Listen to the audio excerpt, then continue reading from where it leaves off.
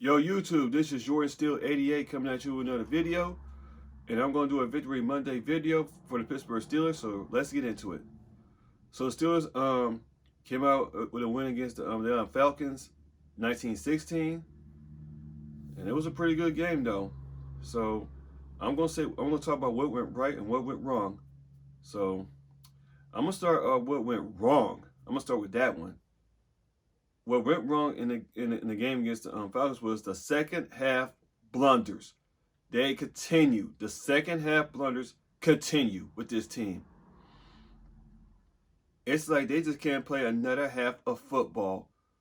Not a full 60-minute game.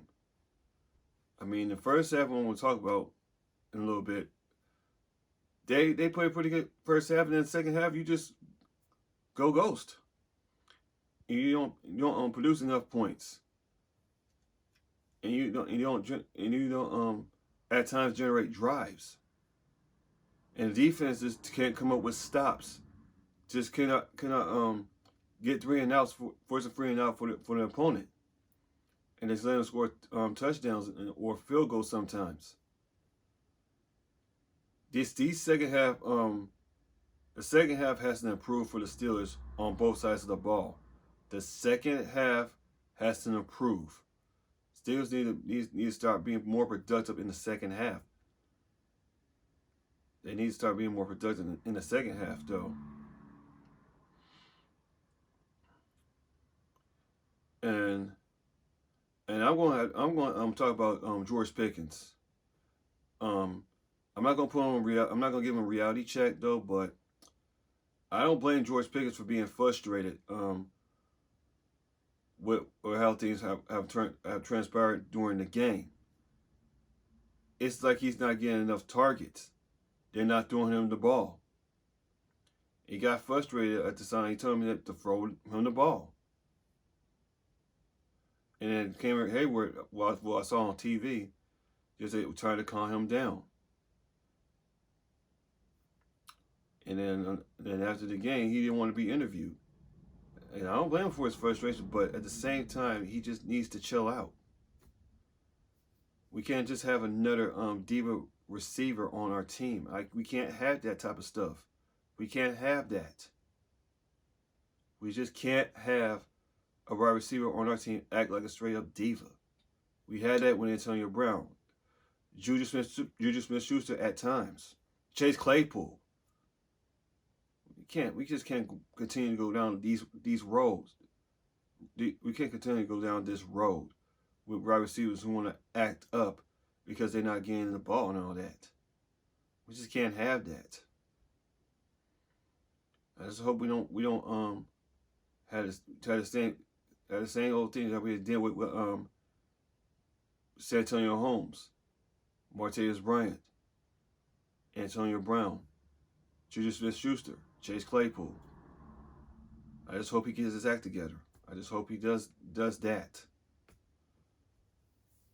I mean, he's a rookie.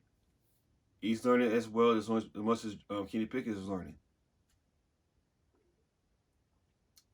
So he's got to realize he is a rookie.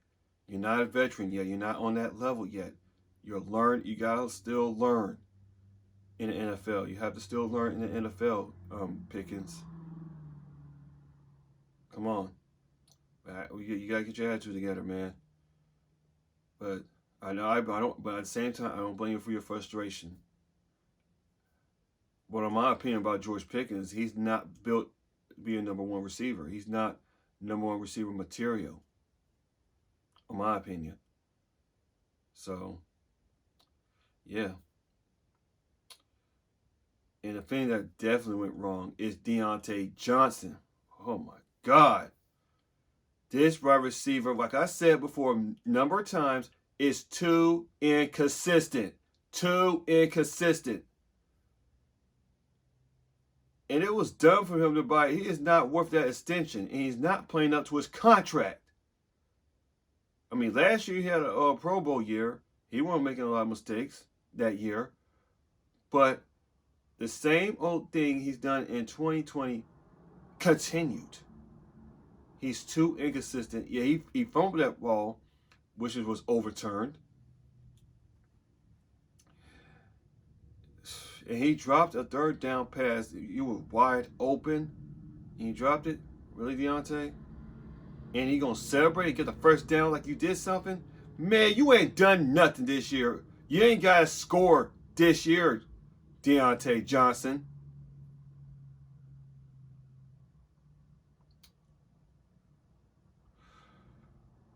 Your ability to play receiver for the Steelers is making it hard, not for the team, for the fans and the organization as well. We did not give you a 2-year extension for no reason. And on my side, I regret buying your jersey. I regret buying your jersey.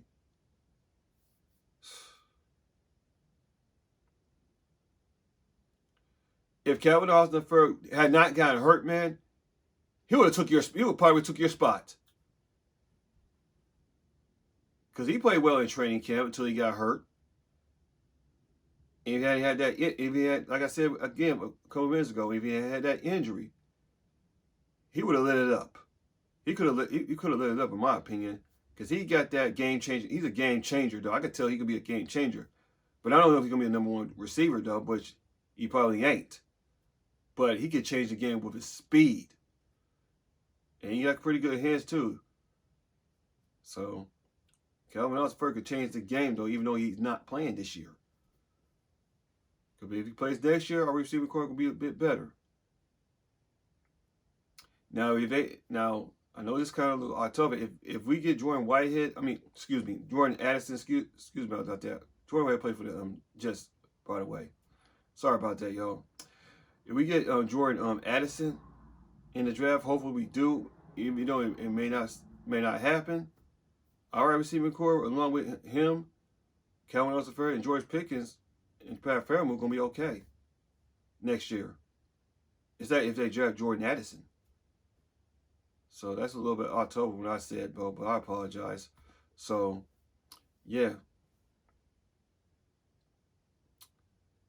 And the other thing went wrong, the defense in the second half.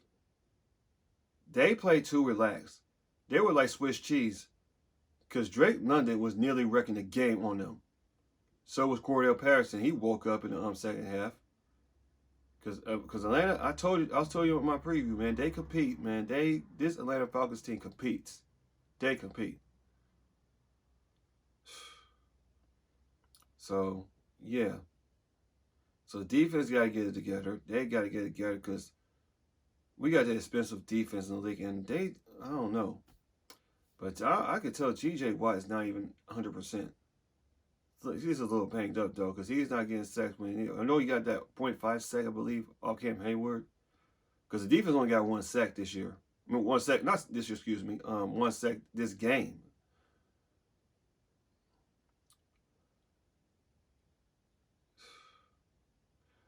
But the second half defense is going to be better as well. Nearly gave that up, man. Now, I'm going to start what went right. What went right is, of course, the first half of the offense. They were moving the ball generally downfield. They moved the ball wonderfully downfield. Wonderfully downfield in almost all first half. Because they only got like about 3 field goals and 1 touchdown. Because that 1 touchdown was a touchdown pass from Pickett to Connor Hayward. By the way, that's Cam's little brother and Craig's son. So, and Connor Hayward honored his father for the touchdown. So and it's the first time that it was Cam Hayward got the second in the game and Connor Hayward got a touchdown. They held it down. Because Carter's from Atlanta, but Cameron Hayward was born in Pittsburgh, but raised in Atlanta, I believe. So, because Craig Hayward, their father played for the Atlanta Falcons. That's where he last played, I believe. So rest in peace, Craig Ironhead Hayward. Your sons are doing you proud. So, yeah, and back to the offense. Kenny Pickett managed the game beautifully. Excuse me. Kenny Pickett managed the game beautifully. Again, he's not making any crazy mistakes.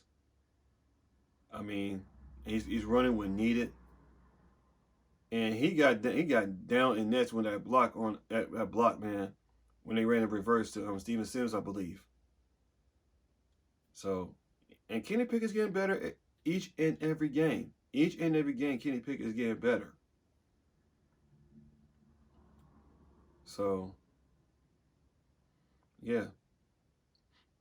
And defense, they were doing a pretty good job on Cordell Patterson all first half. The defense did pretty well. They only limited Atlanta to 2 field goals in the first half. They did a pretty good job though. Although they get 1 sack, excuse me. Excuse me again. But yeah, first half defense was pretty well. Did a pretty good job as well. And Pat Fairmouth,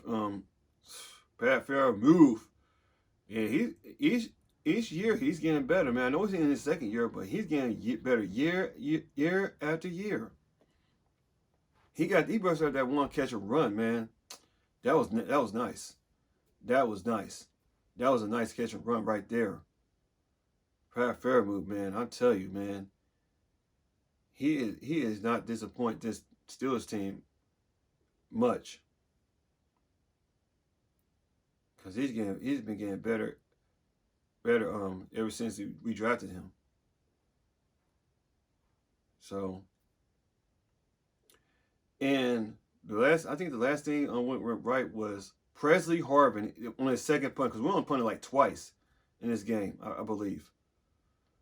Presley Harvin, down the stretch, man, he pinned the Falcons deep in their 2-yard line or something like that. When Mike Tomlin did better on the clock management using the clock.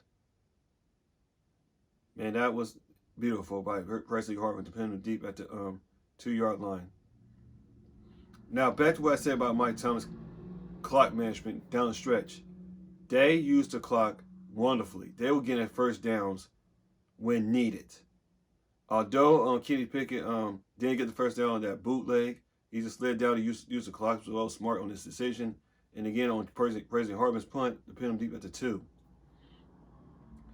And the last week, Minka Fitzpatrick, though. Minka Fitzpatrick, man, excuse me. He sealed the game for the Steelers at the end.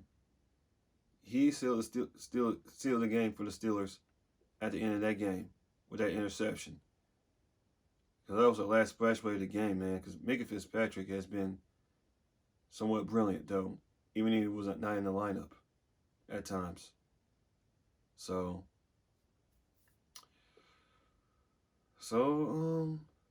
yeah. So that's all, guys.